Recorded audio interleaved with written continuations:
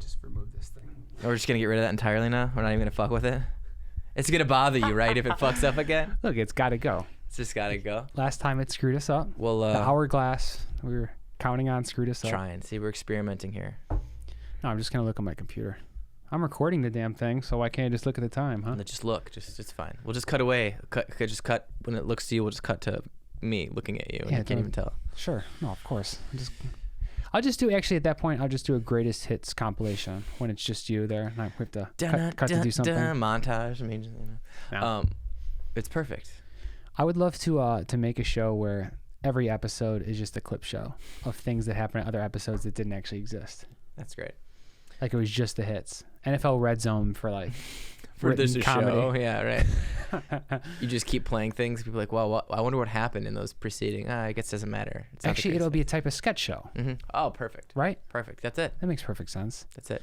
But it's in a greatest hits. Literally, it's called greatest hits, right? And like, you could do episodes about getting paid to be creative. I should come up with a better name than that, no? Sometimes the best name is the most obvious. Star Wars. It's not the most obvious name in the world for that movie, and it's perfect for it. And it works. It's perfect. Speaking of that, welcome. We're starting again. Hey, getting going here. Hey. Able to record. Happy to have it moving along without that hourglass that we were using holding us down. Holding us down or propping us up. Freaking I don't know. granules. Yeah. It happens. Stupid, outdated technology. We don't need no analog thing right now. We have digital. I don't think so. As they say, that's why the sand don't fall through the glass. Oh wait, no one says that.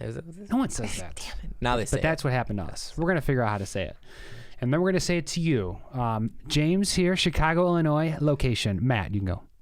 Also located in Chicago, Illinois. Surprisingly. No, I'm sorry. I like it. I dig it. Had to bring up the location quickly. Live from James's garage. Right. Here, live from Chicago, and it's JSG Studios. It is. Neverending Studios coming at you. Neverending Studios. That's putting great. This thing together. Switch positions yet again, but at this point, this is old news. So.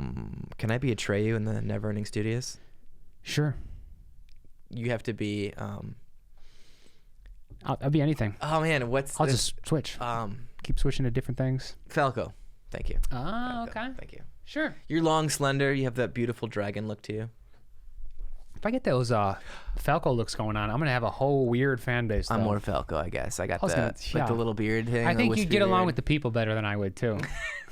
I don't know. I don't know if that would be my crew. You could be. You don't want to be the nothing. What else? Falconians. Yeah, Falconians. That's yeah. I mean, if I became some sort of Falco-based figure, people don't even know what Falco is. Some people. Falco. More of a Star Fox man myself. A fox. Falco's a fox. So. Falco's a bird. Bird, right? Star Fox is a fox. Falco's the bird. Yeah, it's literally called Star Fox. Right. But I thought they were all foxes. I wasn't thinking. I don't know the franchise that well. Oh, really? I don't even know what Falco is.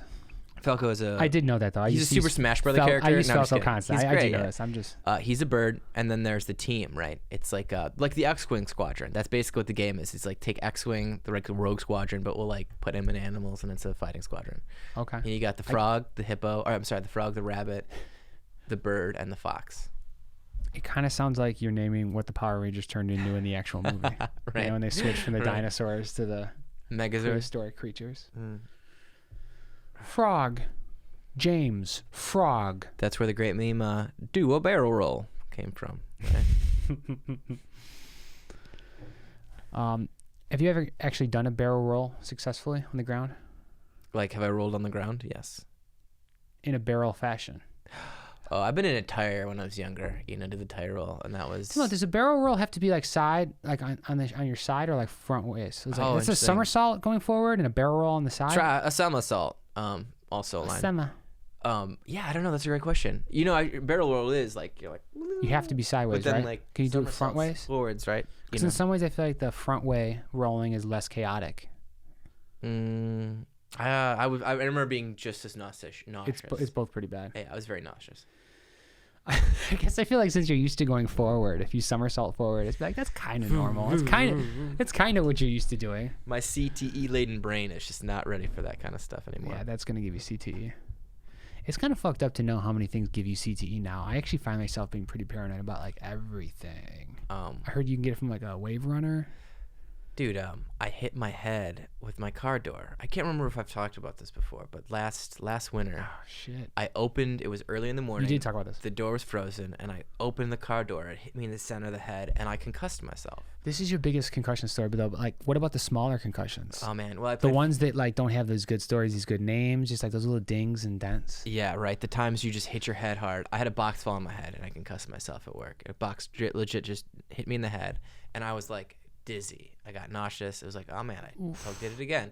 But it's very easy to concuss me, right? It's like crazy. I could feel it, right? Like it doesn't take much. Yeah. I can't go on like roller coasters anymore, because the minute I do, my head starts to shake, and then I get, you know. Oh boy, really? Right, for real. I used to be a crazy coaster guy. I didn't know you could skydiving, bungee jumping, the whole thing. But now I can't do any of that shit. It hurts my head. You know what? That might be. Hopefully, it's a blessing in disguise. Like, you just can fucking write all that stuff off now. Because it's probably not going to be good for us to be doing that stuff as we get older. Like me on a roller coaster, 50, 60, just being jostled around. It's amazing. But it's really fun, James. It's a really roller coaster. fun. I love roller coasters. Okay, I'm not an animal. Yeah. I love them. I love them. I'd like to go skydiving again. I feel like I could do that, and it wouldn't be as bad, because that's just like a straight drop. It's not like spinning me, or it's not just like, and you're like, it's different. The feeling is different. I don't feel like it would the rattle my main brain as jostle much. got to be when the parachute hits, right? And then you just, right. I don't remember my brain feeling dizzy or scrambled or nauseous. I just felt really high. God, what a terrible thing though if you get concussed by your own parachute opening. Knocking me out, and I'm just like, no, What vomit a terrible all over time. again. Like the second you can start really appreciating the free fall. Funny video, skydiver. I'm hoping you're going to shoot this with me, but No, this is a video I saw. it exists. Damn. I'm sorry. It was hilarious. Guy, parachute comes out, and something, he basically passes out and then starts throwing up. And he throws up all over himself and all the instructor, and he is legit knocked out, passed out. Okay. And the instructor doesn't realize. He's like, and Hey I think man, it's in Australia. it's cool. Just brush it off. I'm good back here. I spit it out. Come on, mate. What are you doing, mate? Oh, I think it's Australian. And the guy's like, oh, come on, man. Go on. Go. What? And then the guy's like, wakes up. He's Just stammers. because he doesn't understand the guy in front of him is just like Oh shit. ragdolling, throwing up, right? And Oh man. it's just terrible. And then the guy wakes up and he's like, because he's literally floating, above the air, and then and he's covered in puke, and the guy's like, "You okay? You okay?" That's pretty traumatic. And I'm just laughing like an asshole. And No, that's funny. That's extremely funny. And the Australianness of it also is very funny. Oh, come on, mate. What are you doing, mate? And it's just, the guy's just. oh, Jesus, yeah. Yeah, I mean, what could you blame that on? What could you say? Just, I don't know. I took a lot of concussions up until this point. Yeah. It just happened. The chute concussed me, and I started vomiting on you. I'm sorry, man. Shouldn't have had that chili before I took the flight. Right, yeah. What was he puking? That's what I want to know. Yeah. Wheaties, oh, you Lord. The fact that he could eat before skydiving and he wasn't nervous as shit. Like, he's like, oh man, I can't eat. I can't eat anything, right? I'm about to go skydiving. I might die. He's like, give me that full English breakfast, like. He was probably taking that mentality. He's like, I might not come back from this. So honestly, I'm going to have my last meal. If I never eat again, better make it good. First off, Denny's. Okay, 2 orders of steak. They never give you enough for the good cut. Grand Slam coming at you. Of course, a couple pancakes. Hash browns always do the body good. And that kind of mentality, thinking you're going to die, thinking you need to eat this last meal, that's going to stress you out. That's going to make you throw up. That's going to cause this embarrassment, this YouTube viral sensation. This. That's the reason you're watching it. Right. I may have seen this video. I couldn't tell you. The Australian thing sounds pretty beautiful. Man, that adds to it. Like the instructor yelling and not knowing the guy's totally knocked out. Because I think the video is like his GoPro or something, so it's filming the guy. And so the guy behind him can't see that he's just ragdolling, right? Like just completely out, right? Ragdolling is such a disturbing term. Isn't it? The thought of a human body ragdolling. It's horrible. What I don't like? Our meat sack's just flopping around. Right. Completely. The brain, whatever the electricity is going through it is terrible. Those about like CTE. fight videos where the people get knocked out and they instantly, or they hit their head and then their arms, like they stretch out. I and you hate do it. the I hate pose, it so much. and you just know that that's fucking brain damage. Like somebody it's those fight videos that I hate the most. Like the one punch videos, and the guy just like and it hits his forehead right there, Stop. and then the guy just I like hate this. that you're making me think about this. Stop. And then he's on the Please. When those those videos do come up, you see them on social media or whatever. I try to avoid that stuff now. I really do, because I feel like I'm just seeding myself with evil, terrible looking stuff, Yeah. Just looking at people getting that violent, aggressive with each other, to put that image in your mind when you have to be with other humans all the time, it's just like wrong. Well, maybe that's the outlet because I can't enact those feelings. So I watch that, and that's the outlet for the feelings of rage and pain. I could watch somebody else beat another person and think, ooh, I don't want to be that, but still feel like, you know. People did always go to public executions as like a form of entertainment. Let's go watch the guy get his head chopped off, kids. There's something going on there. You know, putting your kid up on your shoulder so they can see the head just fucking roll. Like, come on. look at gladiators. What do the Romans love the most? Yeah. You know, all the carnage there. What's our national pastime besides baseball? Football, right? The most gladiatorial thing. You know, going to a Bears game, you're literally in big metaphor for war. You know, the looking at two Coliseum. sides going at it for sure. Soldier Field. Come on, it's it's pretty easy for us. Yeah. Yeah, absolutely. So wait, the Bears are playing the humans? It's Bears versus humans in football? It's actually Bears versus Giants, which is a more interesting thing to think about, right? Bears versus Vikings. There you go. Come on, there's so many good ones. Yeah, Bears versus Dolphins, a little less of a fight. Yeah, no, seriously. Unless it's in the water, in which case. Ooh, Dolphins maybe? I'd take home turf Dolphins. 10 times out of 10. Bears versus the Patriots. I just imagine men dressed up like Minutemen with like old school rifles. Soldier Field, Bears, Patriots. It's Bears and humans. United States humans. Yeah. Buccaneers, you got a little pirate action going. Man, I could do this all day. Like real Bears versus anything. It's great.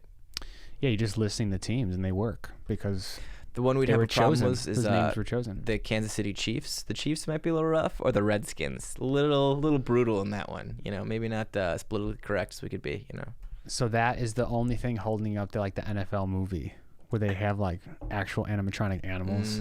Bears versus Vikings. You know, they have like 6'6" Swedish dudes going at it with like, I don't know, 10-foot grizzly bears. I don't know how tall those things are. I bet you in the 90s there's definitely some promos like that. Yeah, for sure. There's got to be. For sure. Well, so on the nose. Cartoon maybe, right? I'm talking CGI. Real, full go. I want what it really looks like when a Viking goes after a bear. When a buccaneer takes on a giant. Just tries to like stab it. Yeah. I'm like struggling to come up with the names of these. When a 49er goes against a cowboy, you know, see what happens there. Oh, that's a real classic. That's a classic. Seahawk and a Bengal going at it. It's like some CGI battle. Weak ass shit. Yeah. Some weak ass shit. A Bengal. The dolphin is the thing really holding that up. Unless like half the field is like water. Hey, how you have about like the 50-yard line to the goalpost is water. I got a really good one. How about the Browns? The Browns versus anybody. What is it? Right, what are the Browns? Do they use something though? Like I think there is, but is there a mascot? If there is a mascot. Their mascot could be It's a thing. It's a thing. A particular. I can't remember what it is, but I just imagine just like piles of shit. Right, just like they're Browns, right? So just like the shit emoji, just dookies, you know. Yeah, just the shit. If it's CGI, just I'm surprised they didn't like shit emojis that like attacking. You know, do another reboot of the emoji movie with like the shit or something. You know, he is in the emoji movie. He's a central figure in the emoji movie. No, I'm saying a spinoff where they like use him as his own movie. You know, it's called Spiral's Day Out or whatever the fuck his name is. I've never seen this movie. Spiral's Day Out. Wow. Coil in the City. Wow. What is he called in the emoji movie? I don't know. Poop emoji? I can't remember. Honestly, I don't remember. Shih Tzu? Shitty? Something clever, I hope.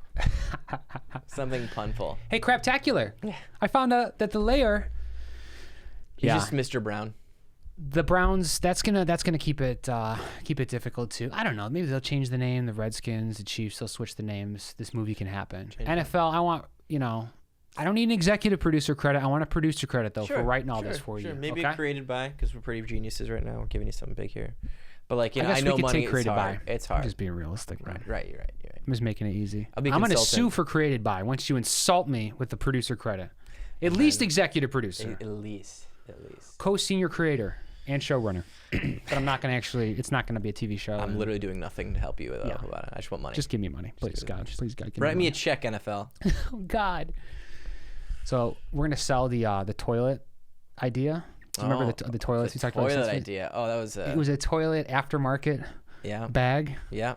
The we went USB for charger a while and on that on yeah, there. essential oil diffuser with the Philips Hue lights and shit built in. Wow. Yeah. I shouldn't have brought that up. I should have just taken that to market and took 100% of the profits. Wow, I would have forgotten. Been like, wow, James's brilliant toilet idea. It seems kind of familiar, but I don't quite remember. Yeah, I'm never gonna post those episodes. Like, fuck this. Cha-ching. This idea is worth way more than this hour of video. Fuck that. Oh man. Originality. Take it to a manufacturer, market this shit. But now we got some screenwriting ideas. That's right. This can just become our screenwriting podcast. Matt and James on writing. Talk about. Yeah, I'm happy. Finally gave that Stephen King book. I've owned that for like 6 months too, and Really? or maybe a year. I just haven't got around to it. But like, you should so have it more than I should because you've read all of his books. If you like Stephen King, I haven't read all his of them. book on writing. I've read a lot of his books, but yeah, like it's a behind the scenes, right? Like I would be very interested in his process. I know a little bit about it, right? You read it for a couple of years, you don't even figure it out. But like, I would love to read that specific. I hear it's good. Didn't he write Misery as like a cocaine metaphor? Like somehow his addiction to cocaine was that movie. It's like her, right? And him going back and something about him. Her, meaning Kathy Bates' character. Like he needs like her abusiveness to write his books. There is something in there to that. I can't remember. The Shining though is about his alcoholism, straight up about his alcoholism. Okay. Really? And that's Jack Torrance. And then the follow-up Dr. Sleep, which he just did the movie on, continues that like AA trend and substance abuse. Cause does it really? I haven't seen that. Is it good? I've heard it's really good. I have not seen it. I watched The Shining again this year, so that made another round. But yeah. I got to see Dr. Sleep. Do you know he did not like some of the things Stanley Kubrick did in The Shining? Oh no, he did not like the movie. Right. Yeah. I think that's interesting. But different mediums. Yeah, different mediums. Although he doesn't like usually talk shit because they do his shit all the time. They do like It and there's been tons of movies. Look at him now. Like everything is like his. That's probably back in 1980 when that came out. Whatever. He was like, oh no, you got to do it this way. And they did like 50 more movies. He's like, okay, just do whatever. Just at this point, I've had so much shit out there. He's so prolific. Did we get the check? Pretty good movie. Shawshank Redemption, right? He sold the screenplay for that for like $1, right? And I don't know though. That was something he used to do. Is like if you wrote him, and you were like, hey, I'll pay you $1 if you were like a new writer or a new screenwriter. You could pay him $1, and you could do a screenplay on one of his movies. And I think somebody did it for the Shawshank Redemption, and then it ended up being a thing. And he has the check like posted in his house, something like that. $1. I mean, he ends up getting money from the movie anyways, but like, it's like, hey, something like that. I think there's a rumor like that. Definitely, yeah. I mean, that's just some magical stuff. The fact that you can write so many novels and then transcend into a new medium, new genre. Although, I mean, Shawshank was 95, The Shining was 80, so it's 15 years after that. I mean, he already had stuff. Yeah, totally. going. I mean, who's doing a bunch of TV movies? Think about all the TV movies. Up the butt. Langoliers, the Tommyknockers, all those in the mid-90s. Rose Red. Oh, Rose Red, right. Yeah. Right. That winter one, Storm of the Century. Oh, man, that was so good. My sister loved that one. I used to really like that one, too. Yeah, it was pretty good. I have the screenplay book for that, too, actually. I like the Stephen King movies and stuff. I just haven't really read. He's a great, very ingenious writer, right? He's got a lot of interesting. He's very character based. All of his stuff is character based. So you end up following these characters, and then of course he writes about really wild supernatural stuff. But like that's all background to these characters that are very fleshed out. If you ever read a Stephen King book, there's two: The Stand and Under the Dome. And I don't know either. The Stand is the one with like the post-apocalyptic one, where there's the big virus that wipes out, 99% of the population. Okay, I've seen the made-for-TV movie of that. And then it, like the last people, the left, like get into two factions, and they have like the war, right? Yeah, that was pretty fucking great, actually. That post-apocalyptic shit. It's pretty cool. And then it's like it was like an early '90s one or mid '90s maybe. It's very good. And as you read it, you follow these characters, and you like, you really invest yourself in them. And they're not all great. They're not like good people.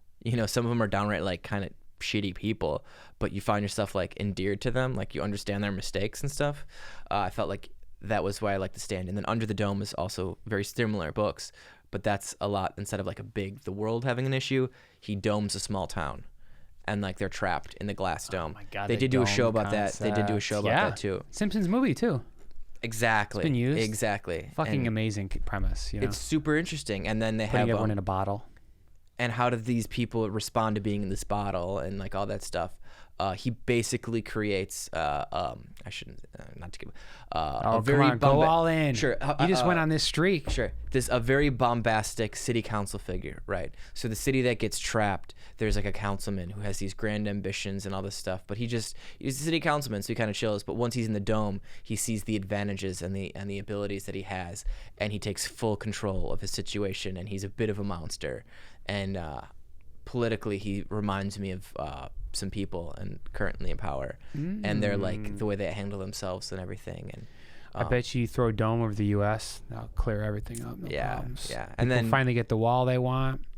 that is the wall. You know, nobody just comes keep in or us- out. Keep us in here. No one can go to Europe anymore, so people can't, Right. be intellectually or cosmopolitanly superior to another. No elitism there. We're all the same. We're all The trash. pickup trucks won't be able to be on the road anymore. You're just going to be using all electric scooters or something because you can't have that gas in the dome. That's It's going to change everything. ends up man. being this dome's the going to change everything. that ends up being the crux of the problem. Dome is 2020. Everyone's burning all this stuff in the dome, and it's like when it, like look at the glass, right? It gets that if you put over that, it gets that brown. So all of a sudden people start looking up and they see the brown because all the smoke and all the stuff just keeps getting trapped. That's so funny. The rich people would live in like the sides of the dome where like the smoke didn't collect up on top and the light still gets through the sides. They have like a window seat basically. But it in was this all dome. solid and airproof, so you couldn't do anything. That was the whole problem. They all were gonna die. So then a big fire engulfs them all, and then it takes the oxygen. So people literally, the whole end of that book, not to spoiler alert, Oh, it's like just go for it. everyone dies, and you're like Everyone? like so many people. Like it's like the stand people die throughout, right? But like the dome, it's like, oh nice, like there's a group of people and they all make it to the end, and then the end happens, and it's just like you're dead, you're dead, you're dead, you're dead, you're dead, and you're like, oh, it's like gut wrenching. Like you think these Right. people are gonna survive, and then they all end up dying, and then like only a couple of them escape, and you're just like, that was like gut wrenching, right? Like Jeez. Oh, so they do escape the dome at the end though? some of them do, some of them do. It's a weird concept of like what he ends up making the dome being. It gets very science fiction-y, I got you. That's all good. That's rough when they just axe all the main characters in the finale. That's no Crazy. good. It's crazy. It's no good. Hey, kind of a segue. It's nice. I'm watching the show Watchmen. I know. Been dying to bring that You're up. dying. Yeah. I like how it's a continuation of a lot of the characters in that, right? It's like, it's very faithful to how they, you know what I mean? Where would they be 30 years from then, right? Right? Instead of killing them all off, where are they now, right? I haven't seen any of Watchmen, so I know Matt's been dying to get his talons in me. You've seen it all. You've seen the last movie, the Foley movie. You've read the graphic novel, of course. I haven't done any of these things. So I'm a Watchmen noob. I got Full into noob it. status. I got into it very young, so I'm very, very fully. It was a very central piece of literature in my life. And actually, I hated the movie. It was your secular Bible. It was, dude. It was my for a while. Like, it was just very like I read in high school. It was like nothing I had ever read in high school. Was very into comic books. Everyone told me to read it, and I was like, I don't know. It's like weird, But then I read it, and then I just couldn't put it down, right? Yeah. And then I read it like 3 or 4 times, like in a year. In that first year, I read it like 2 or 3 times. But then subsequently, I've read it multiple. Anyways, I actually You loved it. I loved it. You read it continuously. The first time I saw the movie, the original cut of the movie, I hated it. I really didn't like it. I was like, this is weird. I didn't like it. But then I actually ended up seeing like Zack Snyder's director's cut of it, and that was a brilliant movie. Like that's the movie, right? That's Watchmen. Right? Longer? Yeah, it's like 3.5 hours, and it's like the whole thing, right? It's literally chronologically what the comics are. The movie that like the studios put out was cut up kind of funny. They have things differently. It was just like, okay, it's a movie. It's weird how if you make enough cuts in a movie or move things around enough, it'll just be terrible. If it was great, 5 decisions ago. Because certain things just won't make sense. They won't connect. Arcs never occur. Or you take a piece of an arc out that kind of is like really the connector of it, but you just slice that. The thing and that you makes it assume artistic. You assume that it'll connect and all that stuff. Funniest sidebar to that, they did that to Zack Snyder's Justice League, and I don't know if we were talking about it, but I've heard this before. that there's a director's cut of that movie too. That is the actual movie, right? Not the direct that they released, right? But I've anyways, heard that with his movies. So why the fuck does that keep happening with him? What's because his problem? It he's sounds got like it's him. It not sounds them. like a grand vision that he has. He's got these 3.5 hour epics. Hey, let me actually do the thing, and then they're like, dude, you They're can't. not allowing him to do it. He's just got to get a contract where he can Right. do that. But he's working with like major studios, like Warner Brothers. They're not like indie films. They're like, let's do what you want to do. But I think he's working with the wrong people. I think after the success of Joker, I think you'll see people in that studio having more power to make their own decisions with filmmaking, hopefully, and it won't be so controlled by, It could open things up. Probably will. There's definitely been a loosening of all sorts of standards like that over time. Oh, absolutely, absolutely. Tightening of some. You could used to be able to get away with certain things that you can't now. I think you have like Marvel Studios, which is a studio that's specifically churning out their own content. Everything's heavily monitored. Everything's heavily, you know, and then you're going to have like DC, which is more like creator controlled. And this person's going to want to do this about the Joker, and this person's going to have this. And I think that's how you do those two systems, right? You have somebody like, you can have 3 different Batman movies out, and they all have different writers, directors, because we all know who Batman is. Meanwhile, Marvel's going to have like a continuity, a story to it, you know, where everything connects. I think you're going to have this Joker storyline going on, and then there's these Batman movies they're making, right? And they're not going to be, they're 2 different like they just universes, don't care. It's like, right? shit, just watch this version, watch that version. You know, and like it's like this is this person's creative vision. I can't wait for them to reboot Spider-Man twice in 1 year. That's going to be the shit. I don't think they're going to do 2-3 times in a year. I think that's done rebooting. Next year, we're planning to have a cartoon Spider-Man, a live-action Spider-Man, and we're bringing the Broadway Spider-Man back one more time. People think we're crazy for this one, folks. Well, I know 3 productions in 1 year. We got to try it. But they have new technology now. It makes sense. You can shoot water cannons out of your arms, and Spider-Man will look amazing. I had to bring that back. Good. I'm glad. I wish I saw that Broadway production. But no, you don't. Okay. I do. No, I really do. I bet it was fascinating. I bet it was crazy. I bet I've been like, you know, they made that King Kong musical. Did you see that? The King Kong musical, and they literally made a giant King Kong, and they have like 20 people as the puppeteers for this thing. No, I buy that could be better though, because the device of King Kong, just having this gigantic figure, can be achieved with a gigantic figure. But sure. Spider-Man, he's like elusive. He walks on walls. You can't do that. How do you do that now? He strings himself around the city. You can't do that. You know, he can't do any of the cool stuff. He just runs around. He's an acrobatic guy doing monkey flips, right? Yeah. Although I've seen some Cirque du Soleil shows, and I'll tell you, the way people can like swing on a rope and do things, I wouldn't be surprised if they had someone who could do pretty impressive stuff. Interesting, yeah. You'd have to make it, I think, kind of creative where Spider-Man can jump around the theater and do different parts in different areas. And the audience was almost more involved. Tethered to a thing, you know, you get a strug like a harness, and you tether them to things, and just, you know, go back and forth. I don't know what technologies are behind it, but yeah, right. Drone, maybe I can drone them around the theater once that's possible. There you go. And then get the noise down on those things. Jetpacks, you know, another jetpack. You know, it's 2020. Where's our jetpacks? I just pull them with rope through the ceiling, something like that. Old-fashioned way. They were telling a story. Mark Hamill was telling a story. I was watching this interview with him, and back to Star Wars. There's that scene where they swing from the first Star Wars. I don't know if you remember. Right. He talks about how he was so excited to fly, like Peter Pan for the first time, blah, blah, blah. He's like, they did it in one take. We did that shot in one take. And I was like, are you kidding me? So he talks about how the guy was like, oh, you want to fly? Okay. And so he has him up there, and he's spinning him around, and he's rigging, and he's like, because the rig, you can move forwards and backwards. Like this was back when they first created like the flying rigs. And he said that as he was doing it, George Lucas like lost his mind. He was like, get down, because the whole movie was riding on like Mark Hamill. So if he would have gotten hurt while he was in this flying rig flying around, the whole production had to shut down, right? But you don't think about that. Get him down. Do you know how many miniatures I've made for this movie? I'm gonna be so fucking pissed off if you give that guy a black eye or break his tibia and we can't finish this thing. Ironically, he did get into a motorcycle accident before Empire Strikes Back. Did he really? Yeah, and then his face is fucked up. Oh my God. Well, look, that is the thing. Of course, a motorcycle too. All right. Probably like on La Brea, just like something like that. Again, we're in Chicago, Illinois, not to confuse us with Los Angeles, but just I'm assuming Mark Hamill was living in Los Angeles after Star Wars, just ripping it on a hog. Living that life. Maybe Ventura Boulevard. I don't know, somewhere. Nice, real nice. I don't know what that is, but it's too bad he got hurt. There was a Bulls player who did that. Was it Jay Williams or something? Oh, years back? Yeah, I got in an accident. Such a bummer. He's like, oh, this guy's great at basketball. Oh, shit. Horrible car accident. He also loves motorbikes. Yeah. Sometimes, you know, you have those conflicting ideas. I would love to ride a bike. I'm too scared of it, though. Really? Yeah. It's like I can't take that. Have you ever ridden a motorcycle? No. Dirt bike, like a 125cc dirt bike. Yeah, same. Not like a crotch rocket or nothing like that. Nothing too crazy. Yeah. Nothing too intense. I'd like to do that too. It'd be fun. It's just, oh God, gambling. Right. That's the point, right? Right. And like once you're going and once you start doing it, you're like, oh, this is amazing, right? And it's just one of those things you just got to do it. I ride a bike pretty fast though in the city sometimes, and it can be as dangerous at points. Dicey, even more so. Killed. Yeah. Yeah, I guess. I don't know. I don't know how to compare them. I haven't ridden a motorcycle. We need someone to talk on the subject who has done both to see what the difference is.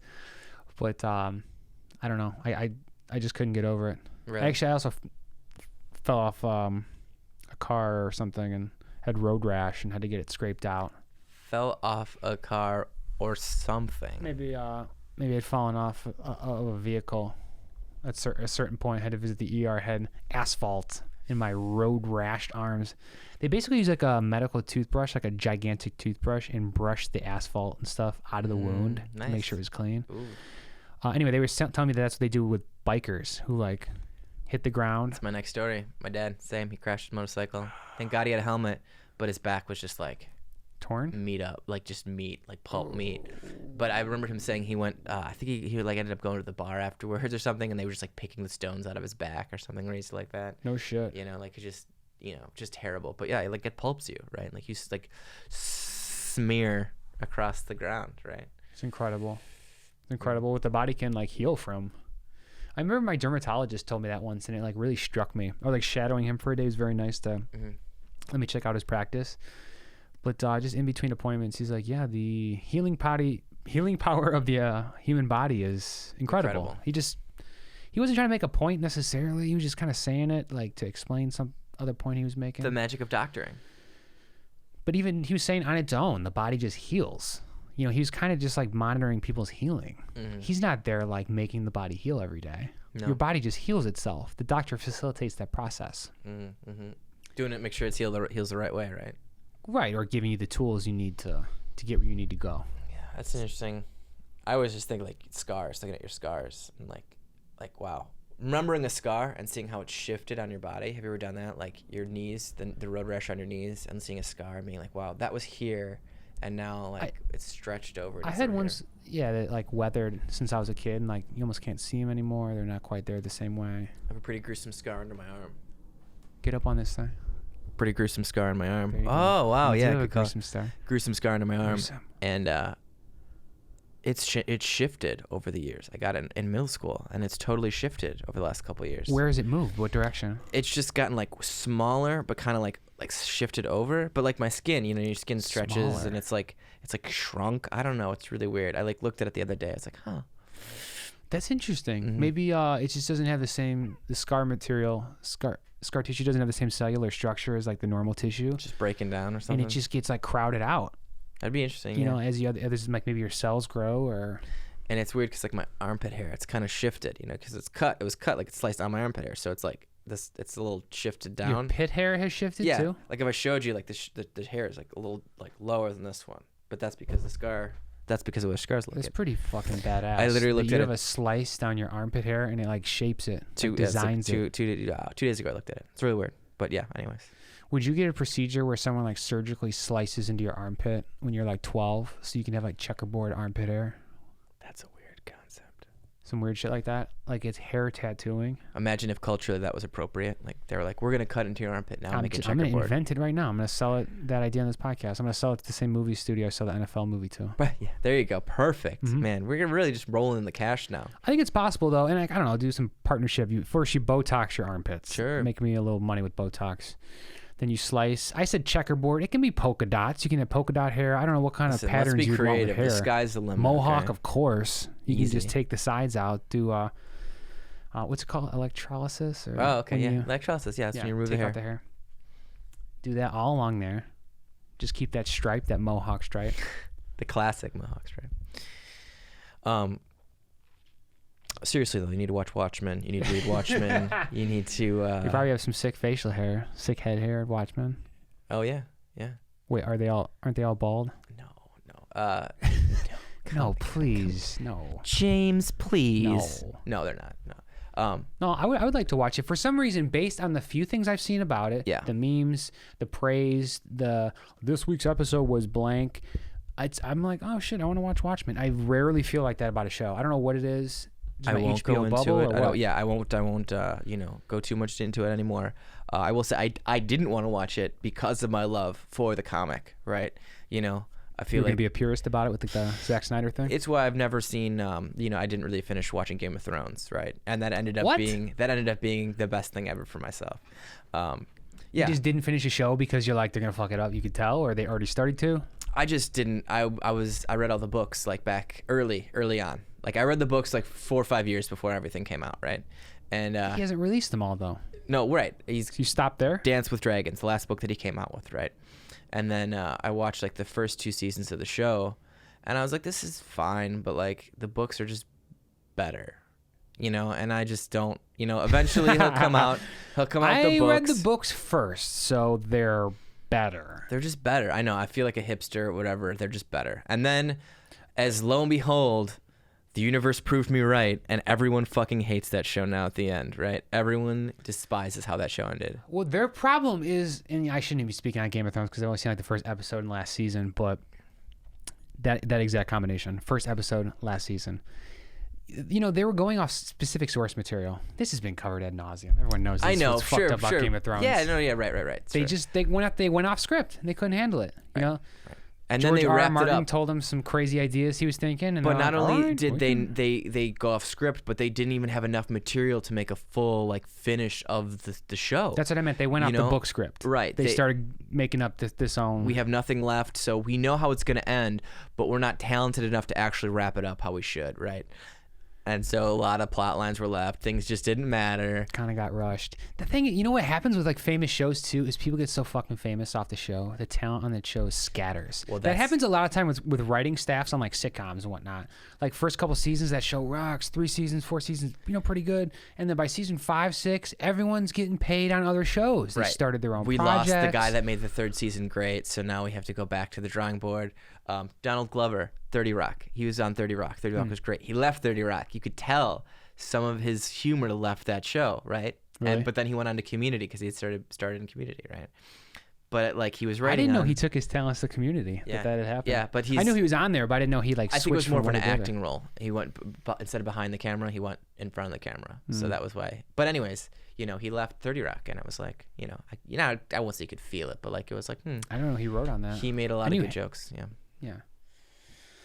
I do like 30 Rock. It's been a while since I watched that. That's one I finally waited long enough I can actually go back. It's true. Yeah, that's been actually a really years, great idea. years. Instead of just The Office and Parks and Rec over and over and over again. It's kind of goofy too. It's like nice for this time period. Super goofy. A nice, fun show, right?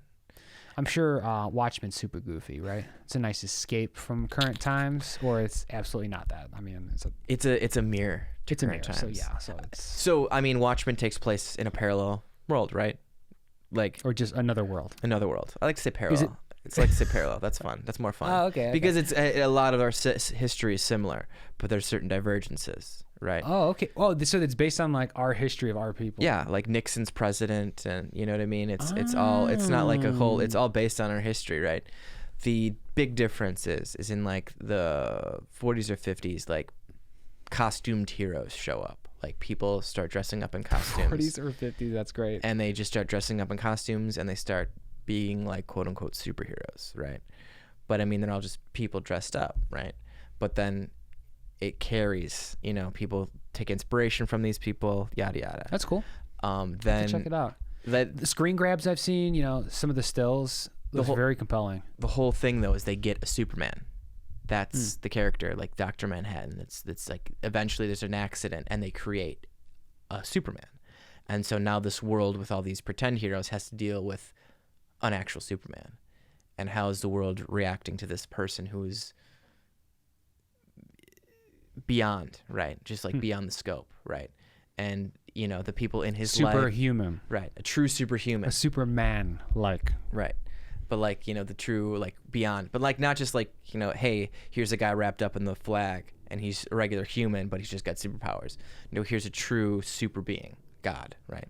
And it's just a fascinating, I'll have to like, check it look. out. Yeah, it's super fascinating. I'll have And so to now check take it this. out. So this show is 30 years later, right? It's 2019 in this world, and here's the show. So here's what's happened with some of these characters. So there's a lot of stuff you don't know what happened. There's characters that are showing up to like, wait, how did you go from here to here?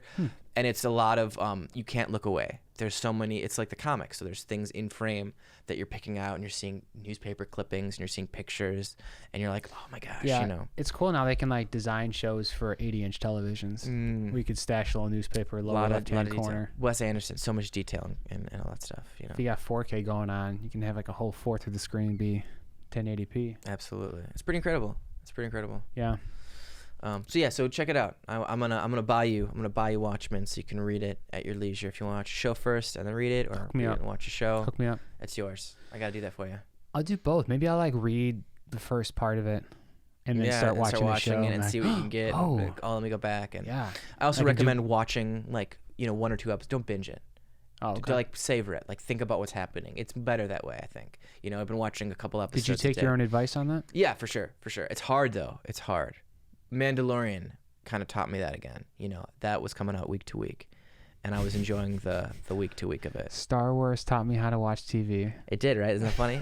It reminded me, because you don't crazy concept, but I see it. Everything's binged now, But they were talking about that with Stranger Things season 3, like. Everybody watched. I haven't actually seen Stranger Things. Same. Secret Time. But it was like the most binge show. But the problem is people binge at different levels. So you can't talk about season 3 of Stranger Things because it's either you've seen the whole thing or you haven't seen it, right? Because it's like, oh, what episode you're on? Oh, well, how do you talk about it being on that episode? I don't think it's really at different levels. I think you got a week now. If you don't watch it within a week, it's like, come on, man. You missed 7 days. It's 10 episodes. You could have done that. Going back to that, do you care? Netflix has like the 3-month. There's like a 3-month bump. Do you even like Strange Things? If you're not into it, then you're not going to get into it now. But Watchmen finished like 4 or 5 weeks ago, and I love. Well, like I said, I didn't want to watch it, but then now I'm watching it, right? But I waited till it all came out, right? I wasn't going to go. I'm like, I'll wait to get it on. I just need something before Westworld comes back, Oh, I haven't seen all that. I'd love to watch that. Do you ever see the original Westworld movie? No. That's a great movie. No, I should. That's a really great movie. I'm curious because I know very little about the show. I've stayed away from that show. Actually, okay, time out. I've seen the trailer though, and the trailer for the movie, I want to say, goes into concepts that take 2 seasons to get into. So you could just even see the trailer for the movie, and it could fuck up where they're going with the show in different directions. I was talking to somebody about it, and I was like, well, don't tell me too much, but this is my recollection from the movie, because I used to really like the movie when I was a kid. It was super fucking weird. Because it's like animatronic robots that are humans that come alive and they attack. You know what I mean? It's like, but it's like a theme park, right? Yeah. And I hear like Westworld in the show is just Westworld, right? Whereas in the movie there's Caligula Land, there's medieval world, there's Cowboy Town. Depending on your fantasies. I think they eventually get there. They start to tease that, right? That's actually the detail I was talking about. They start teasing it. I can talk about this. If you haven't seen Westworld yet, what the hell? Get on it. I won't get into too much spoilers for that show. But how can you give spoilers for a show you haven't seen? Of course, come on. That's me. That's totally me. Come on. I haven't seen the show, but check this out. I got this one for you. I do that a lot. If I know a thing, a little detail for something, I'm like, that's not a spoiler. I haven't seen it, so it's not a spoiler. I don't know. You just got to give us that tidbit. Yeah, just a little. But yeah, it was an interesting. Well, because people talked about it, I was like, no, they're just doing the Western world, and I was like, well, in the movie, it had 3 different areas, and they were all, You wanted more right off the bat. Well, I expected more right off the bat, right? Which other people probably did too. I mean, but you have a season, you have a show that you're gonna do over a couple of years. Gotta slow play that shit. Yeah. Don't use all your tricks, all your good cards, surprises. Yeah. Right. Spread it out a little bit. Absolutely. I don't know the best way to write a TV show. It's about George R.R. Martin, Game of Thrones. It's hard to think in terms of many years, many arcs, many different things that happen. But even season to season is tough, episode to episode. Oh, man. It's mini arcs in this episode, with bigger arcs in the season, with even larger arcs in the series. You got to get that giant whiteboard out. And you gotta just plot it's the Charlie picture wall thing. Yeah, you got the red strings. Pepe Sylvia. Yeah, no, absolutely. That's back to fucking Star Wars, because I've been reading a lot about Star Wars. J.J. Abrams talks about writing Rise of the Skywalker with his writing partner, and they basically sat in a room with whiteboards all over them, and they started writing down things that they wanted to see, and then they started plotting it out, and then they had all the arcs, and then they had all the character. You know what I mean? You just plot. You start to plot. I heard it was confusing. Yeah. Convoluted, or a lot was going on, right? Yeah, I've not seen it yet, honestly. You haven't? I'm gonna try to see it this week. I don't want talking about all this shit. Talking about how they wrote it, didn't even see the movie. Look at you again. I know. Again. That's me. What am I gonna tell you? I do a lot of groundwork before I see the movie. I'm ready to watch that thing. I'm ready, and then you're I'm ready making me to read the dissect Watchmen comic book before I can actually watch the HBO series. Yeah, well, I'd make you read the Game of Thrones books before, but that'd take too long. It's better to get the source material before, the true vision. It's nice to know what's going on. Right. It's good to get pumped up about it. But no, Star Wars, I just haven't had the time to go see it. I'm probably going to see it this week. I decided I was going to wait a couple weeks after it came out, and I was going to go see it. And savor it. I want to go see it in a not crowded theater so I can smoke my recreational pen in the middle of the theater and chill and watch Star Wars on the middle of a Tuesday, like I did with Endgame when I went to go see Avengers by myself. Yeah, I was going to see Star Wars, but I had to wait till weed was legal. I wanted to wait till weed was legal so I could smoke it directly in the theater. And no, Power play you can only use once in history, so. It was like Force Awakens. I didn't see that in theaters. I knew it was going to happen. I literally remember watching them or having the movie come out, and somebody saw me like, have you seen it? I was like, no, but I bet this is what happens. And I gave them like 3 story beats, and they were like, Kylo Ren is going to be Han and Leia's son. And they're like, yeah. And I was like, and I bet Han Solo's going to die at the end of the movie. Yeah. And like, it was like, like I got it, I looked at an article that said Harrison Ford can't be paid 3 times, so they have to kill him in the first movie to afford his contract. I think people will look back on the Star Wars trilogy as one of the biggest missed opportunities in film history. What are you talking about? The people who passed on it? No, just the story that could have been told. That could have been told with these 3 movies, and then the story that ended up being told. Oh, so you think the reboot sucks with J.J. Abrams? Oh, yeah. No, I mean, they're not bad. You know what? I've been rewatching them because of, the new streaming service by Disney. I've found that I've enjoyed them a lot more than I did the first time around. I kind of suspended my fucking nerd hat and just, watched a movie, right? You want to hate shit that I don't want to hate shit. I don't want to hate shit. You said... the Watchmen thing I know. was maybe but that's why I try to do it. I try to go and watch the thing though, right? I might hate it and I resist it, and then I go back and I try to watch it, right? And then it's like, okay, cool. I went back. The first time I saw the Watchmen movie, I didn't like it, right? I was like, but then I went back. I was like, let's see the director's cut. Let's try it. How about this? Movie studios start releasing cuts of movies that intentionally suck or intentionally piss off hipsters or something. That are just upsetting Star Wars fans. They release a cut and it's like, okay, here's the real one, and then they add 35 minutes on. It fills in. Are actually talking about something that just happened. That there's a conspiracy right now. Are you familiar with the Sonic the Hedgehog movie? Yeah, and how they changed it. They changed what Sonic looked like. People were saying that they released the shitty version first, and they already had the other version ready because once they saw how bad the first version was, I believe it. That they were a genius move. Let's let it out. Let's just show it to them. They don't even have to pay me for that one, even though this happened 2 years ago. They just were like, you know what? We're just gonna show them this trailer. Everyone's gonna hate it, and then we're gonna be like, oh, we'll fix it, guys, and then we'll get all the publicity and the love of showing smart. that we're, and then smart. But meanwhile, they had everything in the bag already. They knew that this was gonna be this looks fucking terrible, but they put. I believe they could screw it up. I do believe they could screw it up. So I don't know anything about this one, but it's very interesting. The decision. I would try that idea. Somebody was like, oh yeah, well, why wouldn't they just do that? Here it's fucked up. Well, let's fuck up. Let's have a fucked up trailer. What if people loved it though? I guess they just could have switched it to the. Well, that was the thing, right? Then they do the fucking freaky looking one. But it was a freaky looking Sonic. It said it was weirdly. It just I don't know. I don't think you've seen it. He had human teeth. I've seen it. He had human teeth. Yeah. It was weird. It just looked uncanny valley, right? They were trying to do a realistic version of Sonic, and it's that's not what he is. He needs to be more cartoonish. Big eyes, not human teeth. No, they gave him for sure a human face. They were a couple movies away from just having someone from look like an avatar or wear blue body paint or something. Yeah, Cats, of course. I think Avatar did even better. Oh yeah, fuck yeah. Cats is wild, bad CGI, right? Yeah. Well, I just saw a screenshot from Garfield from years ago. The CGI Garfield movie, it looked amazing, and they showed cats, and you're like, it was like, what? It was supposed to get better with age. I think there was a lot of technology problems with that movie, and when you try to do a movie like that quickly, you know what I mean? You got 2 years to do it. It's and you're doing that much CGI on it. It's whoa, and you're shooting things, you're changing things. I wonder if it's hard to find skilled CGI artists. I think right now there's you have a huge glut. There's so many people right now doing that kind of stuff because look at all the TV shows that all have CGI now. Every show has CGI now. No, but you think there's a surplus? I don't know. Is there? Is that hard to do? I don't want to say there's a surplus, but I've done video editing, and I can imagine CGI being pretty tough, pretty time intensive.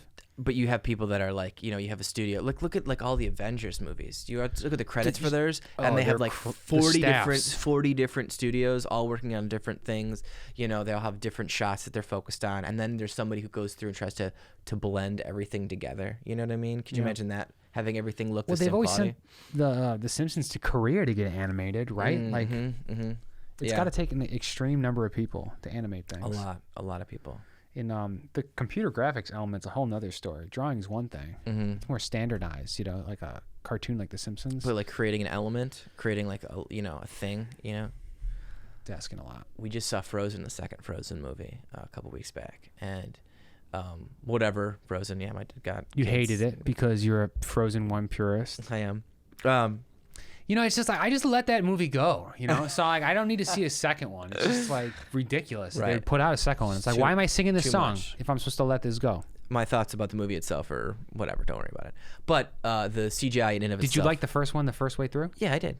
Okay. Yeah, I did. I like Frozen. The second one was it was interesting. It was interesting. It's weird that we're talking about Frozen now. I just was going to talk about CGI, but you're a Disney Plus man through and through. I am a Disney guy. This is where I am right now in my life. Disney. Occasionally some HBO gritty Watchmen type show, but. Frozen 2 I think is interesting. I've said this before. Anybody who knows me is going to laugh because I said it. I think it's interesting there's no villain or antagonist in it. It's like the villain in that movie is the past, right? It's like them finding this like area and like a deep part of their history that was like not so great, and they're dealing with like an indigenous people, and it's very interesting. It's really? Weird. Yeah, it's really weird. And it's like there's these like so it's like the demon within. Yes. It's like, oh, we have to go here. We're the bad guy. Oh, wait, there's something going on here. Let's go and fix this situation. Oh, wait, it's our grandfather's fault that this is here. He was a bad guy. We have to fix what he did, right? So it's not even like there's no like in the first one there was like Hans, who's the bad guy, right? There's no bad guy. The bad guy is like the sins of the father. So let's finally kind of correct the mistakes and like, be a better people. So anyways, it's just very interesting. Yeah. Surprising. The CGI, though, is what I was getting back to. The elements that were created in that movie were, like, incredible, right? They did so many big, like, giant, like, scenic shots of, like, showing you where they live and these, like, mountains and the water and, like, just very photorealistic. Beautiful CGI, renderings. right? Toy Story 4, it was, like, photorealistic, some of the things in there, like the shine on them, when Buzz and Woody are hugging at the end and they like squeeze, and it's very human, and you can see the scratches on like Buzz and like the sticker like coming off on his shoulder because he's been a toy for like 15 years, so his sticker's like coming out. I have not seen that. But it's like you don't think about it, and then all of a sudden you're really locked in a scene and you're like, oh my god, I'm like feeling this completely fictional character, but like the CGI is at a point now where like you can see the sweat on their skin. Frozen 2, one of the characters, she's ugly crying, right? She straight up ugly cries. And she's got snots, like she's got snots and she's wiping, and it's like, oh my god, like I was like, she's ugly crying. Like it was, but all the elements, right? Like her tears and like you literally see the snots and she's spitting. They enough detail to paint the picture. And her hair is like out of, it's not perfect. Like there's so many little details that make them human. And I just. Well, hair is the last thing that's really holding them up for CGI, isn't it? Oh my God. Look at Sully from Monsters Inc. and how much they talk about his, like how difficult it was to do that. That's one of my favorite documentaries. I don't know. You watch a lot of behind the scenes stuff. Come on, you got to. It's so interesting. I like how I watch how it's made. Episode commentaries, and I like seeing what's going on too. I used to watch a lot of directors' commentaries back in the day when DVDs used to be a thing, and the directors' commentaries. That's a shame that has been lost. It has. You really don't get that on Netflix. No, you don't. Why can't you hold down on the remote? All of a sudden it pops up commentary, this, that, or just have like another streaming service that I'm fond of has extras, and they have stuff like that in there, like behind the scenes and stuff like that. They do have a director's commentary on, I think, Avengers Endgame. They have the whole commentary for it with them, and Infinity War. So you can that's pretty cool. I'm into that option. People were upset I do miss that there was more extras on the streaming service than on the DVD, and there was like a couple extra things that weren't on like the Steelbook DVD that you bought. You spent like $50 on. Or I'd be so like pissed. Yeah. So I actually bought this. Right. I spent money on this, but because you couple extra vignettes or whatever. But yeah, they struck a deal. That's gotta hurt. It feels bad. Hopefully they made that righted. They righted that situation. Had a download code or something. They could fix that. Yeah. Get the material. It's just interesting. I wonder how much it's movies like that now with all the CGI. They take a little longer. They take a little longer.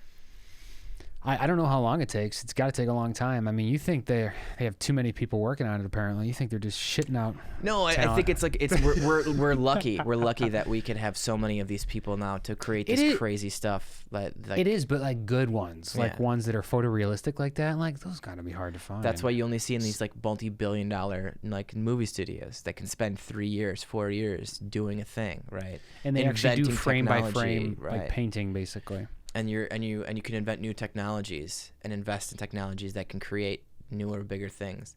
The Mandalorian, they created technology for that. What was it? It's called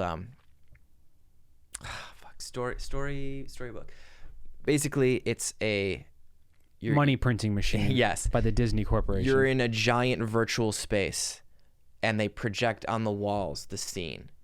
And when you move the camera, the scene around you changes, so that instead of being like, here's this flat matte backdrop or this CGI green screen and everything looks flat, they're literally composed in the shot. So when you're moving the camera around, you're in the scene. So you can act more real in the scene. And everything's more real. That's awesome. And I guess some people, it's a green screen 2.0. Right. But it's not green. It's literally what you're in. No, yeah. So I guess somebody came in, one of the executives came into the set and was like, I thought you guys weren't building anything. Because he thought literally he was in the thing. Like it was around him, right? Like it was all around him. That's amazing. And so it was just like, no, but like, I guess the technology, to invest in the technology took like a lot of millions of dollars. And then they were like, didn't know if it was going to pay off. And then they started doing it for The Mandalorian. And now it's like, it's basically going to sweep television now because you can do these, you can do one exterior shot, right? They went to Iceland. They filmed one shot in Iceland and then they took that and then they proceeded to do all of the stuff in like post-production on the one shot. So instead of sending a full camera crew out for them to film, they can send one person, which is so much cheaper, but still have the beautiful shot. That's incredible. So it's about making a lot of these bigger production show, like things that you want to see smaller, and then you can do it on the small screen. So a lot of these like Star Wars things that you want to see, but it takes hundreds of millions of dollars. You know why I'm excited about this though? They're going to be able to make those sellable. So you can buy a shot of Montana without having to go to Montana. And then you're literally just one person goes, shoots Montana, and then bam, you got this like 3D green screen Montana you can use just by paying $20 as opposed to $100 on an airplane ticket. So these smaller budgets can do anything, That's the idea. And people can make money shooting these things in different locations. It's to the beginning of this new technology. This technology is changing again and again and again, and it's the new. Every inch of the world is going to be 3D mapped. Can you imagine that? Yeah. No, I was just reading this quote about this map that was covering this empire. It was just supposed to show where this empire was, but they wanted to get everything in the empire on the map, so they made the map literally as large as the empire. Every square inch of the map went every square inch of the land. But it was so big, so detailed. It was perfect. It just laid on the land. But it was, ended up being useless over time. People were like, this is impractical. This is ridiculous. What are we doing with this? And start wearing it as clothes, whatever. That's ripping up the map. But sometimes you have to simplify things. You have to have like a simple version that you look at. Absolutely. And not look at the whole picture. It's interesting. I wish I could have remembered that map quote exactly, but. My paraphrasing is a good way to end this. Yeah. We did our next section. Awesome. That was it. I was looking at the time. Oh yeah. And we're there, luckily. Cool. Sounds great. Right at the 56, 57 minutes. Perfect. So the moral of this podcast is everybody read and watch Watchmen. Please. Do yourselves a favor. All I got was read Watchmen and then get Disney Plus. I know. I'm sorry. I think I'm going to endeavor the next podcast not to mention Disney or anything once. We can do that at the end. Be like, okay, what land do we need to stay off of for a while? Can't talk about Marvel. Can't talk about Disney. Can't talk about Star Wars. Oh, I'm getting Star Wars and Disney. I guess I can't do any. Yeah, right. They're all the same. I can't talk anything like that. You heard it, folks. Next time Matt's on. I'm going to break that within the first 5 minutes. Just on purpose, just to do it. But then, I'm sure later on I'll be like, well, No, I'm going to watch Watchmen. So good. We'll talk about that. Yep. Yeah. We'll really talk about that. All right. Bye. Bye.